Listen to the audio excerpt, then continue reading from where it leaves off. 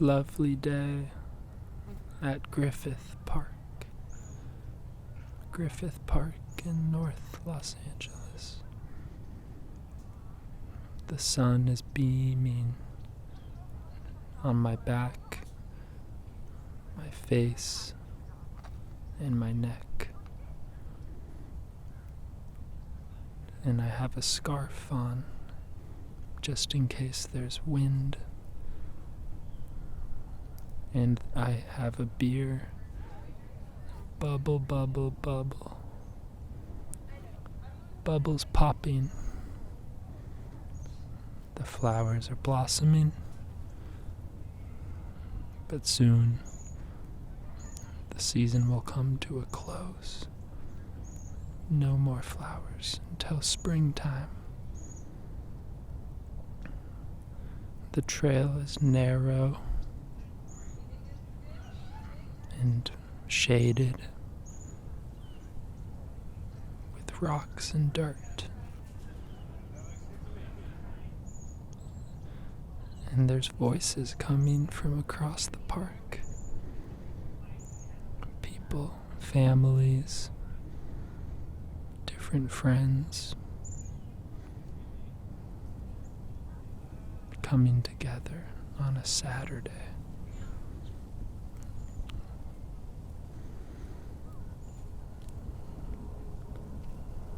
And just now, the trees caught a little bit of wind,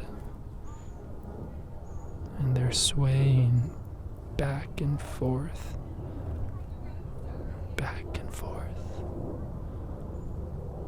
up and down, just like the tides in the ocean.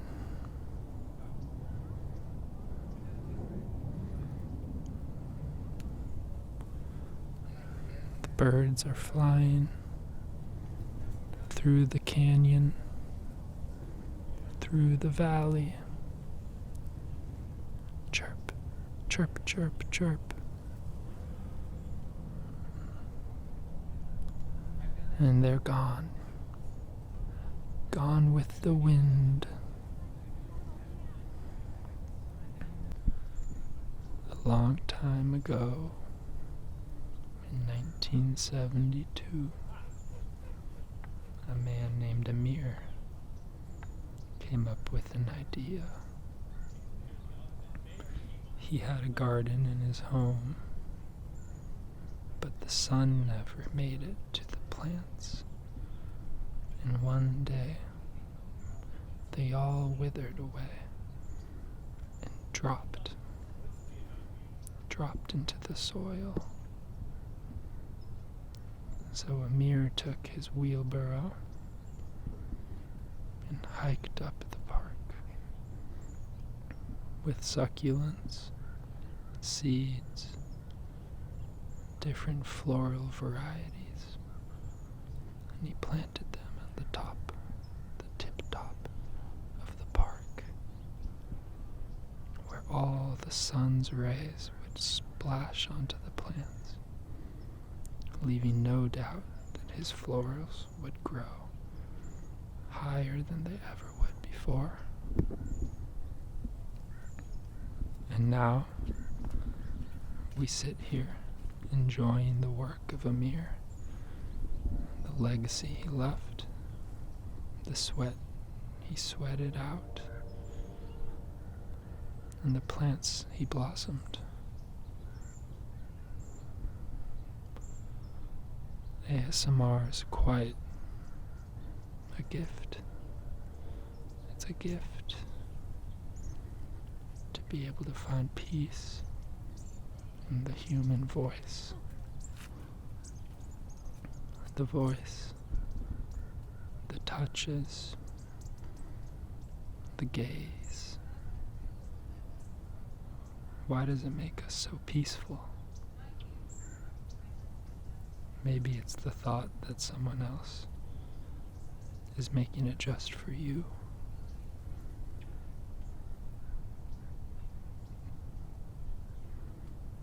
At least that's what I think about it. And it used to help me sleep. deep, deep sleep. Deeper than the blue, blue, blue sea. Because the voice, the whispers, they would send me into a different space in my mind. Somewhere sacred and foreign, so innocent. ASMR.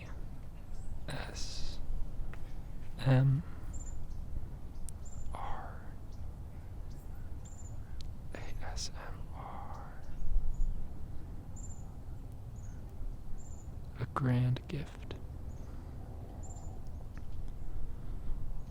Maintained by platforms like YouTube,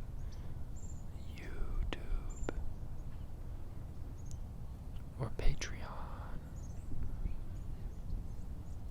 Thank you. Thank you for blessing me with my sleep and my peace. Some days, the one thing I would ask for is a little bit of peace. And now I sit here in Amir's gardens, surrounded by his work, surrounded by the plants which gave him peace. And I derive a little bit of that spirit from him as I find my own path, my own reconciliation.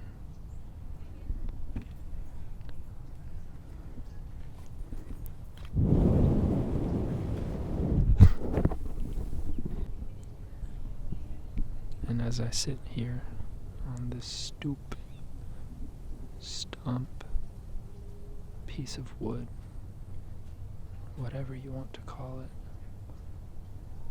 and I'm done looking at the flowers, I'm soaked in their beauty, covered in their essence. I look down at my own feet, my shoes, laces, draped in dirt from different places, different stories,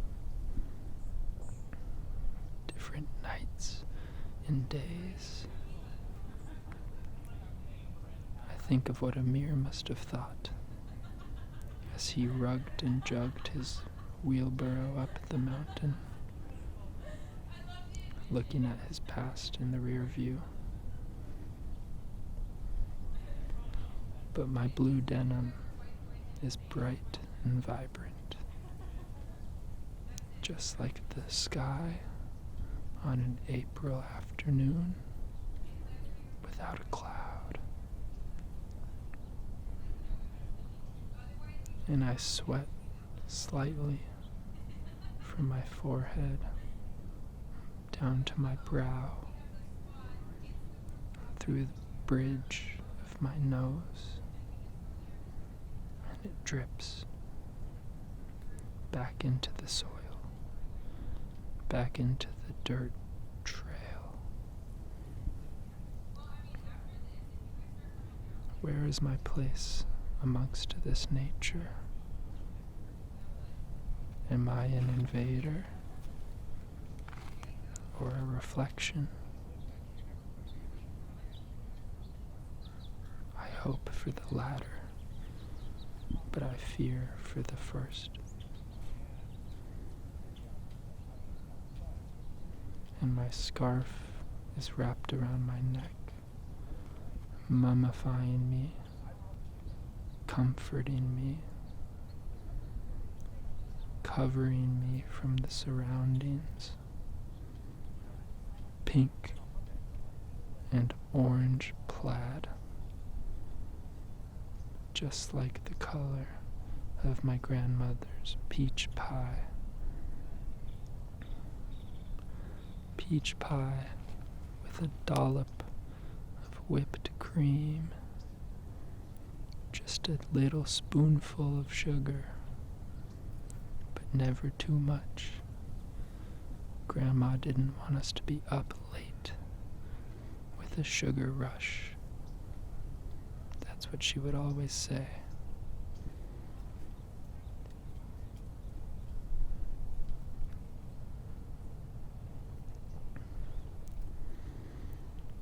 Nothing is more comforting than the sun or a grandmother or a flower to remind you of the love permeating throughout every bit of detail you see all around you.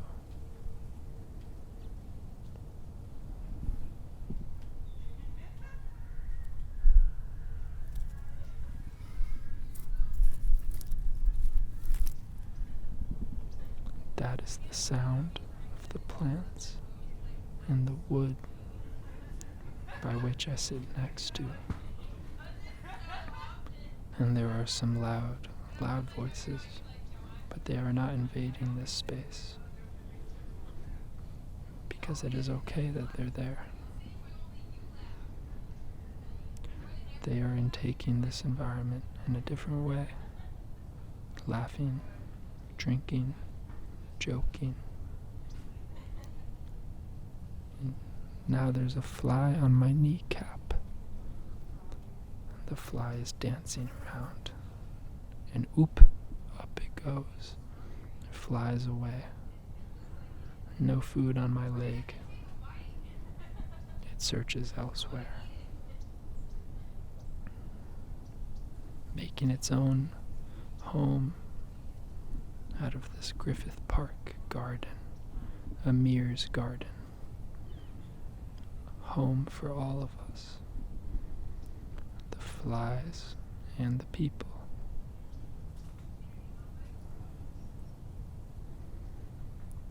Buzz all around my ear. Big flies and little flies. But they're so loud when they get close. You forget how small they are. They feel like big engines flying at 30,000 miles per hour. But you glance over and see a little speck, fluttering, fragile.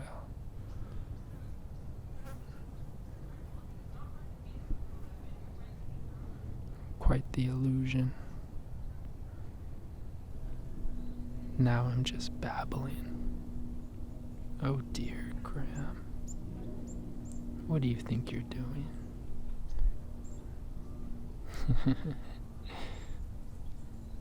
It's okay though. We all need to get something off our chest. Relieve the heavy, oppressive weight that rests on your shoulders, down your spine, down to your toes. You can speak it out or move it out, whatever way works best. It's really important that you find your way to release.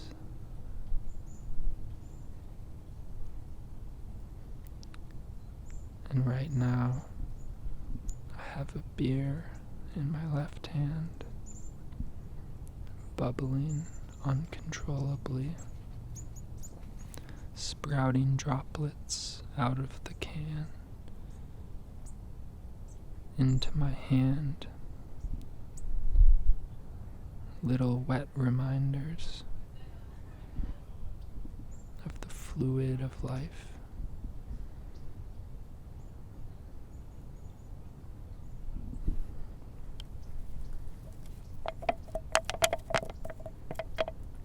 The can is quite flimsy.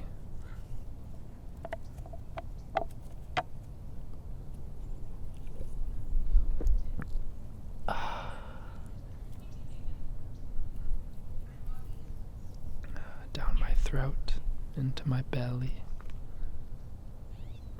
Yummy, yummy Modelo.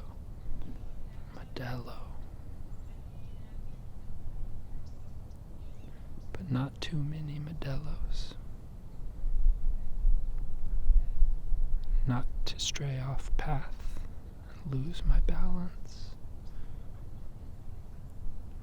You never want to lose balance.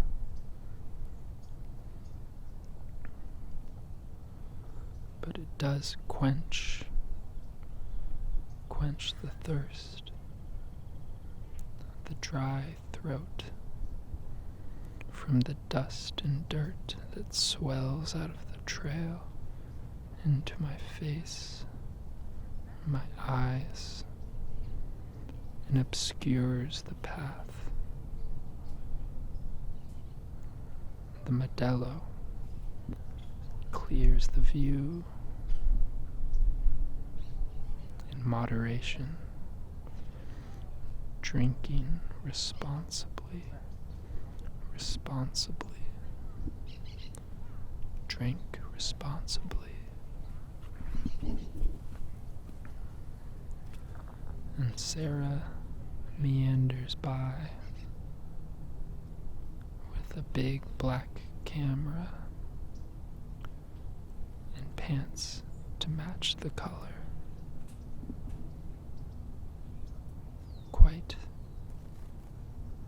Quite the presence.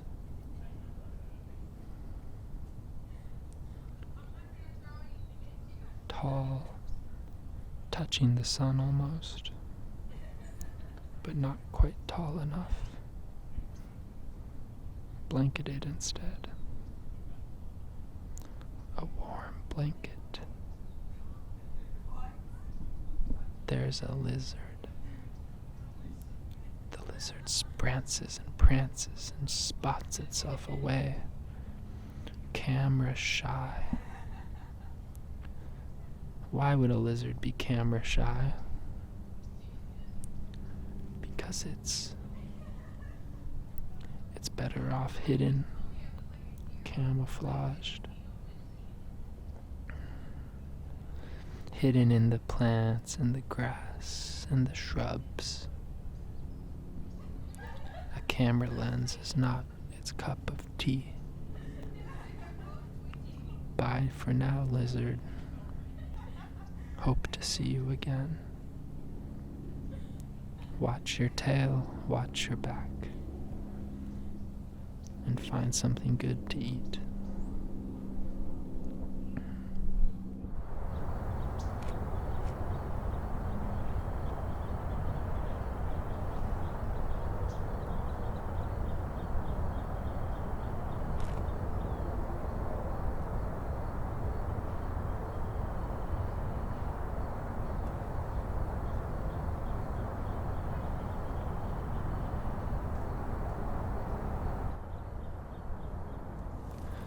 Once I found this place, this sanctuary, I just knew I had to stay. So now I live here on one of the smaller peripheral trails, and I feed on squirrels and vermin. And when the people come, I ask them a small riddle, usually with nature in its theme. And if they answer correct, they get to pass. They pass by and offer a wave and a gesture of support. But I do not need their support. Rather, they need mine. They live in the material world, and while mine is natural. It's been 5 years up on this hill. Succulents as my friends, squirrels as my meal, people as my traffic, and my own self as my company. Yet I do not waver, and I do not sulk. This is the place for me, guarded from that crazy industrial world. The world that spins around in circles, 100 miles per hour. No time to breathe, unless I come up on this hill and stay. I especially like it as the sun begins to descend over the hillside. That funny sun with its orange color disappears suddenly, and I begin to see the colors vividly. Come sundown, the pitch black overcomes all of the environment. I've never known where the animals go, but they are silent. They seem to be underground until the day, and the people are far off in their homes, brewing tea, cooking couscous. They don't want to see it when it's dark, and that is where I want to see it most. All alone, a troll on the trail side, reading stories to myself that I make up as I go, waiting for the animals to emerge once again in the morning, but never impatient. Sorry, no worries. Oh my God. And just as I say that, a group of passerbys walk by. Adidas Ultra Boosts on their feet. Domesticated dog leashed into their hand. But it's not a shame. Everyone must live in the way they see fit. I smile, and they walk on. I stay, they move. And I see the same mirror images of them every day up here in the garden, where not one flower is the same, yet the visitors all replicate themselves. They could take a little lesson from the plants. Each one grows in a different shape, a different trajectory towards their peak.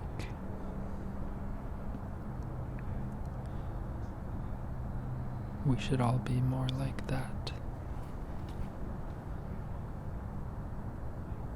Like a unique, homegrown, flourishing piece of earth and nature. So as you sleep tonight, think about yourself as a flower petal dribbling off of the plant from which it resides. Where would you like to float? Where would you like the wind to take you? And begin your journey there.